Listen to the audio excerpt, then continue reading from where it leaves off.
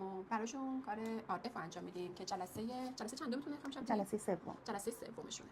خب خانم شبی، این جلساتی که برای شما انجام شده RF، شما چه نتیجه‌ای گرفتین؟ به ما میتونید بگید؟ بله حتما. جلساتم فوق‌العاده بوده. من بیشتر به خاطر اینکه تمایل نداشتم کار تزریق رو انجام بدم، به کار فشیال رو بردم. خب برام فشیال و RF انجام شد. امروز سومین جلسه RF هم هستش. پوستم خیلی سفت شده، خیلی روشن شده، درخشان شده. یک سری از چروکای خیلی ریزی که توی صورتم بود از بین رفته. چروکایی که مقدار عمیق‌تر بود سطحی‌تر شده. 2 تا لک روی گونه‌هام داشتم به خاطر پیاده‌روی توی آفتاب بودش که اون لک‌ها هم خیلی کم رنگ شده، سطحی شده و تقریبا داره از بین میره.